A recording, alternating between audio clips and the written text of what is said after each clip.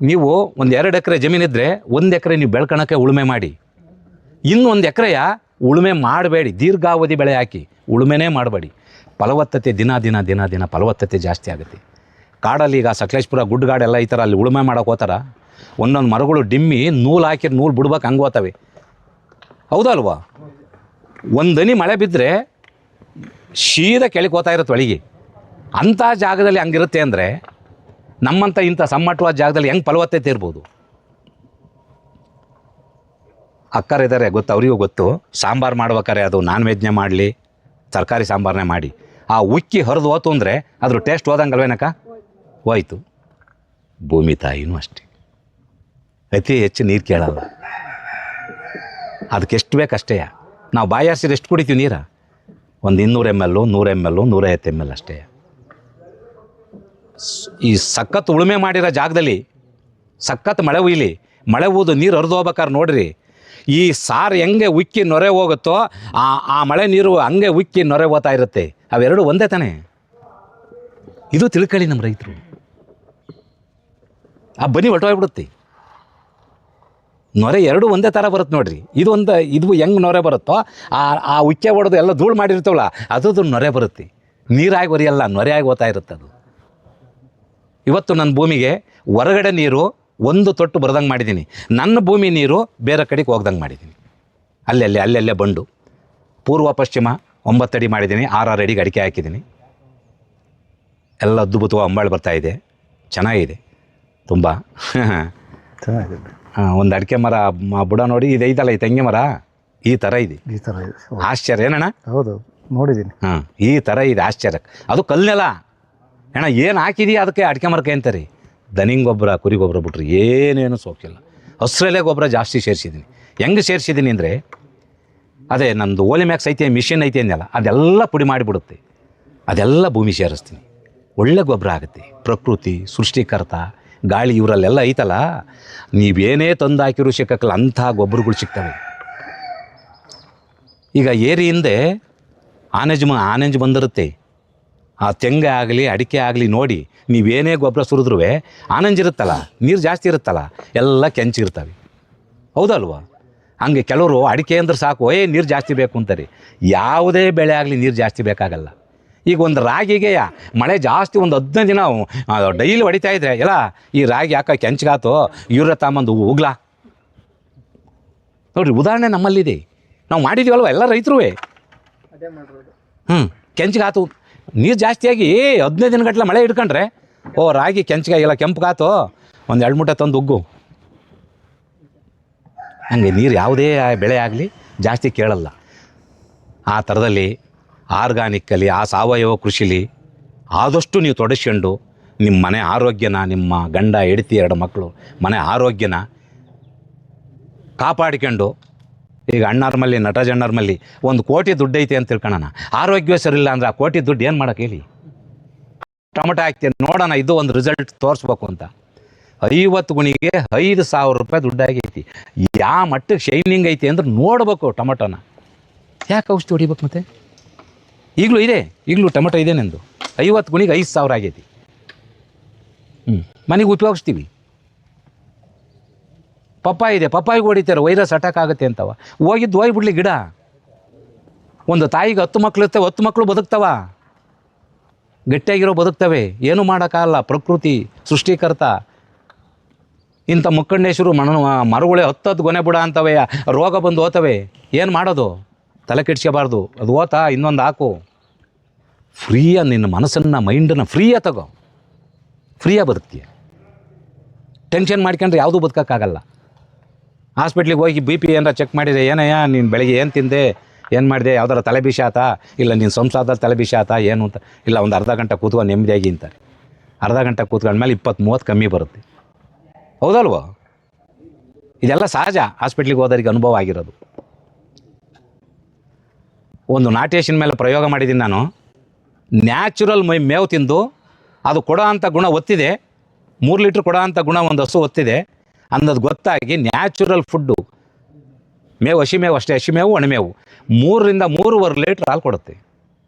ಬೂಸ ಕಡ್ಡಿ ಅದು ಇದು ಹಾಕಿಬಿಟ್ಟು ಕೊಟ್ಬಿಡುತ್ತಾ? ಇಲ್ಲ ನೀವು ಪರೀಕ್ಷೆ ಮಾಡಿರಿ, 2 ಹಸ ಮೇವು ತಿಂದರ ಹಸನು ಒಂದು ಹಾಲು ಕರೀರಿ, ಬರೀ ಫುಡ್ನೇ ಮೇವು ಹಾಕ್ದಲೆ ಬರೀ ಹಿಂಡಿ ಬೂಸ ಹಾಕಿರೋ ಒಂದು ಹಸನ ಹಾಲು ಕರೀರಿ. ಮೇವು ತಿಂದರ ಜಾಸ್ತಿ ಕೊಡುತ್ತೋ ಅದು ಜಾಸ್ತಿ ಕೊಡುತ್ತೋ, ನಾನು ನಿಮ್ಮ ಕಾಲು ಸಂಜೆ ನುಸ್ಬಿಡ್ತೀನಿ. ಮೇವು ತಿಂದರದ ಹಾಲು ಜಾಸ್ತಿ ಕೊಡುತ್ತೆ. ಚೆಕ್ ಮಾಡಿ, 2 ಸೈಟ್ ಕೇಳಿ. ಒಂದಕ್ಕೆ ಬರೀ ಫುಡ್ನೇ ಹಾಕಿ, ಒಂದಕ್ಕೆ ಮೇವು ಹಾಕಿ. ಬರೀ ಮೇವು ಅದಕ್ಕೆ ಫುಡ್ ಹಾಕಬೇಡಿ, ಹಾಲು ಕರೀರಿ. ಮೇವು ತಿಂದರದ ಹಾಲು ಜಾಸ್ತಿ ಕೊಡುತ್ತೆ. ಯಾಕೆ ನಮ್ಮ ರೈತರು ಇಂಥ ತಿಳುವಳಿಕೆಯ ತಿಳ್ಕೊಂಡು ನಾವು ಬದುಕಬಾರದು? ಎಲ್ಲಿ ನಾವು ಆತ್ಮಹತ್ಯೆ ಮಾಡ್ಕೊತಾ ಇದ್ದೀವಿ? ಎಷ್ಟೋ ಜನ ಆತ್ಮಹತ್ಯೆ ಮಾಡ್ಕೊಂಡವ್ರೆ ನೋಡಿದ್ದೀನಿ ನಾನು. ಸಾಲ ತಂದು ಹಾಕಿ, ಆಗಲೇ ಅಲ್ಲಿ ನಟರಾಜಣ್ಣ ಎಲ್ಲ ಕೂತ ಮಾತಾಡ್ತಿದ್ದು, ಆಶಿಗಿದ್ದಷ್ಟು ಕಾಲು ನೀಡಬೇಕು ಹಂತವಾಗಿ ಮಾಡಿ.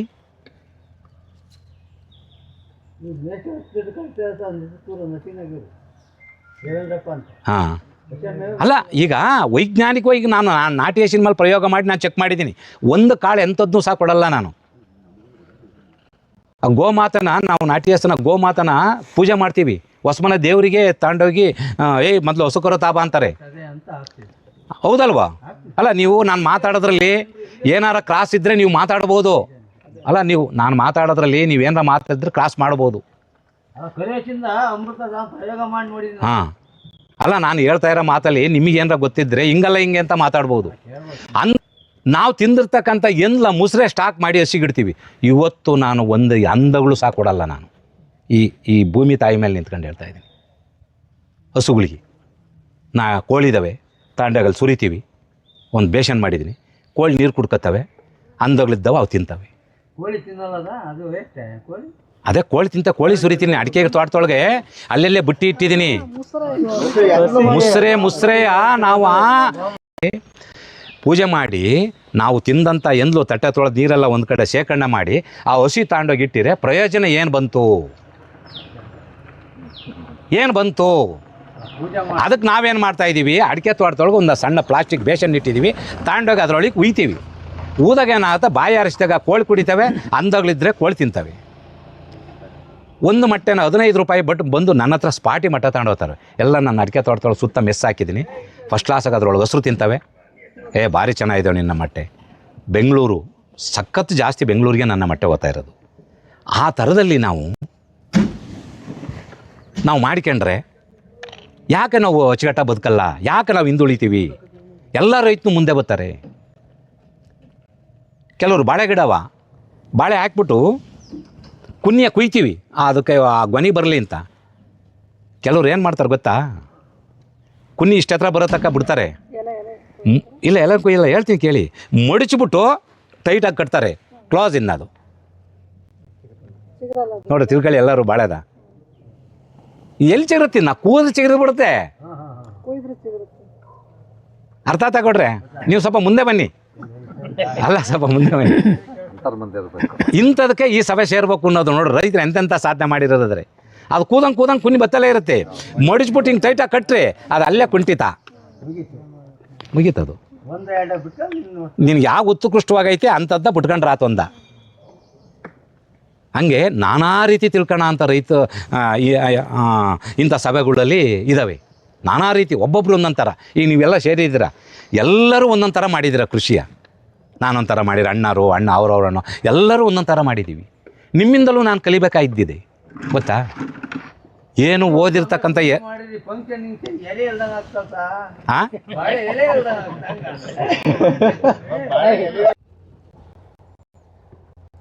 ಆ ಮಣ್ಣು ಅಂದ್ರೆ ಒಂದು 2 kg ಒಳಗೆ ಹಾಕಿ 10 ಥರದ ಬೀಜ ಹಾಕಿ, ಅದರೊಳಗೆ ಯಾವ್ದಾರ ಆಗ್ಬೋದು, ಯಾವ ಥರದ 10 ಥರದ ಬೀಜನಾರ ಹಾಕಿ 10 ಬೀಜ ಹುಟ್ಟುತ್ತಲ್ವ. ಕಬ್ಬು ಸಿಹಿ ಹಾಕಿ, ಮೆಣಸಿನ್ಕಾಯಿ ಖಾರ, ನೆಲಗಡಲೆ ಬೀಜ ಅದು ಎಣ್ಣೆ, ಹಳ್ಳು ಅದು ಎಣ್ಣೆ, ಎಳ್ಳೆಣ್ಣೆ 10 ಥರದ್ದು ಹಾಕಿ 10 ಥರದ್ದು ಹುಟ್ಟುತ್ತಲ್ವ. 10 ಥರದ್ದು 1 ಅಡಿ ಅಗಲದ ಮಣ್ಣಲ್ಲಿ ಹುಟ್ಟಿ ಆ ಅಂಶನ ಮೆಣಸಿನ ಗಿಡ ಖಾರ ತಗೊಳತ್ತೆ ಭೂಮಿಯಿಂದ, ಕಬ್ಬು ಸಿಹಿ ತಾಣತ್ತೆ, ಕಡಲೆ ಬೀಜ ಎಣ್ಣೆ ತಾಣತ್ತೆ. ಆ ಕ್ರೇಟ್ 1-2 kg ಮಣ್ಣಲ್ಲಿ ಅಷ್ಟೊಂದು ಪವರ್ ಇದ್ದಾಗ ನಾವೇನು ಮಾಡ್ತಾಯಿದ್ದೀವಿ ಆ ಮಣ್ಣಿಗೆ? ನಿಧಾನಕ್ಕೆ ಯೋಚನೆ ಮಾಡಿ. ಅದೇ ಒಂದು 2 kg ಮಣ್ಣು ತಗೊಂಡೋಗಿ ಯಾವ್ದಾರ ಒಂದು ಮಿಷನ್ನಿಗೆ ಕೊಟ್ಟು ಯಾವನಾರ ಇಂಜಿನಿಯರ್ ಸಾಫ್ಟ್ವೇರ್ ಇಂಜಿನಿಯರ್ ಏನಾರ ಕಂಡುಹಿಡಿದ್ರೆ ಆ ಮಣ್ಣಲ್ಲಿ ಇಷ್ಟೆಲ್ಲ ಬರ್ಬೇಕಣಪ್ಪ, ಖಾರ ಪುಡಿ ಬರ್ಬೇಕು, ಸಿಹಿ ಬರ್ಬೇಕು, ಎಣ್ಣೆ ಬರ್ಬೇಕು ಅನ್ನಂಗಿದ್ದಿದ್ರೆ ಗಿಡ ಬೆಳಿತಿದ್ವ.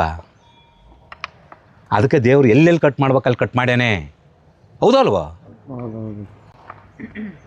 ಮೇವು ತಿಂದರೆ ಹಸು ಮೇವು ತಿಂದರೆ ಹಸಿನಲ್ಲೇ ಬರ್ಬೇಕು ಹಾಲು. ಮೇವು ತಗೊಂಡು ಮಿಷನ್ಗೆ ಹಾಕಿದ್ರೆ ಹಾಲು ಬರಂಗಿದ್ರು ಹೊಸನ ಕಟ್ಕೊತಾರಲ್ಲ ಯಾರು ತಂದು ಎಲ್ಲ ಮಿಷನ್ ಇಟ್ಕೊಳೋರು. ಹೌದಲ್ವಾ? ಮಣ್ಣು ಅಷ್ಟೇ ಕಷ್ಟಪಡ್ತಾರಲ್ಲ, ತಗೊಂಡೋಗಿ ಒಂದು 20 ಟನ್ ಅತ್ಲ ಮಿಷನ್ಗೆ ಹೊಡಿಯೋರು. ನನಗೆ ಇಂತಿಂಥದ್ದು ತಿನ್ನೋ ಅಂಥದ್ದು ಐಟಮ ತಯಾರು ಮಾಡಿ ಕೊಡು ಅಂತ ಆಗುತ್ತಾ? ಆಗಲ್ಲ. ಎಷ್ಟು $1000 ಕೋಟಿ ಕೊಟ್ಟರು ಖರ್ಚು ಮಾಡಿರು ಆಗಲ್ಲ. ಪ್ರಕೃತಿ ಸೃಷ್ಟಿಕರ್ತ ದೊಡ್ಡನು. ಇವತ್ತು ನಾನು ಸ್ನಾನ ಮಾಡಿ ಕೈ ಮುಗಿಯೋದಾದರೆ ಸೃಷ್ಟಿಕರ್ತ ಪ್ರಕೃತಿಗೆ ನಾನು ಅವನ ಹೆಸರು ಹೇಳೇ ನಾನು ಪೂಜೆ ಮಾಡೋದು. ನೀನು ಕಣಪ್ಪ ದೊಡ್ಡನು, ಇನ್ಯಾರೂ ಅಲ್ಲ. ಅವರಿಲ್ಲ, ಸೃಷ್ಟಿಕರ್ತ ಪ್ರಕೃತಿ ಇಲ್ಲ ಅಂತಂದ್ರೆ ನಾವು ಮಾನವಕುಲ ಇಲ್ಲ, ಯಾವ ಜಾತಿಯೂ ಇರೋಕ್ಕಲ್ಲ. ಯಾರು ಮೇಲೆ ಕಬ್ಬಣ ಸ್ಟ್ಯಾಂಡ್ ಮಾಡಿ ಮೇಲ್ಗಡೆ 2000 ಕೋಳಿ, ಕೆಳಗಡೆ ಮೀನು. ಎಂತೆಂಥ ಸಾಧನೆ! ಎಲ್ಲ ಕಬ್ಬಣದ ಹಂಗಲ್ಲ ಸ್ಟ್ಯಾಂಡ್ ಮಾಡಿಸೋದು, ಮೇಲೆ 2000 ಕೋಳಿ, ಕೆಳಗಡೆ ಮೀನು. ಇಕ್ಕಿದ್ದೆಲ್ಲವ ಮೀನು ತಿಂತವೆ. ಎಂತೆಂಥ ರೈತರಿಲ್ಲ. ನಮ್ಗೆ 5 ಎಕರೆ ಇದ್ರೇನು, 10 ಎಕರೆ ಇದ್ರೇನು, 5 ಕ್ವಿಂಟಿಗೆ 5 ಲಕ್ಷ ಅಂದರೆ ಸುಲಭನಾ? ಯಾಕೆ ನಾವು ಮಾಡ್ಕೋಬಾರ್ದು? ಮತ್ತು ಒಂದೊಂದು ಎಕರೆಲಿ ಆ ಥರ ಸ್ವತಃ ನಾವೇ ಮಾಡ್ಕೋಬೋದಲ್ಲ. ಒಂದು ಕುರಿಯೋ, ಕೋಳಿಯೋ, 2 ಹಸುವೋ, ಪ್ರತಿಯೊಂದು ಮಾಡ್ಕೋಬೋದು. ಆದರೂ ಇಲ್ಲ, ಎಲ್ಲರ ತೊಳೆದು ದೊಡ್ಡ ಮೊಬೈಲು.